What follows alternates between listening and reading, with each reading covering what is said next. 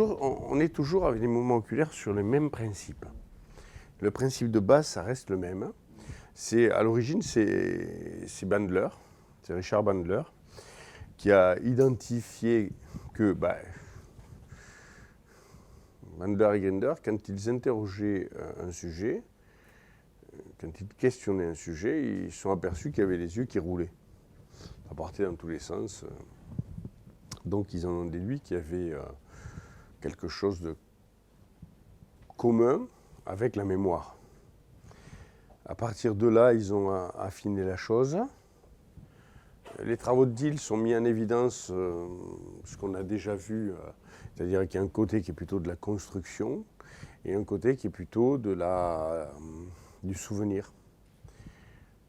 Bien que la construction soit souvent du souvenir et pas du mensonge, une construction, ça peut être une futurisation, donc quelque chose qui est complètement virtuel, comme ça peut être une extraction d'un souvenir, et donc c'est bien de la mémoire, mais présenté sous une autre forme.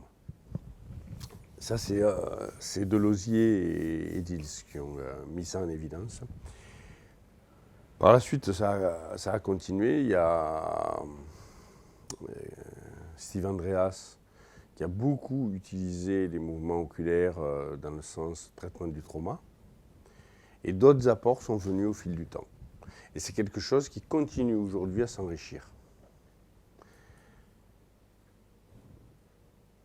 Et Bandler s'est aperçu que chaque souvenir avait un emplacement précis.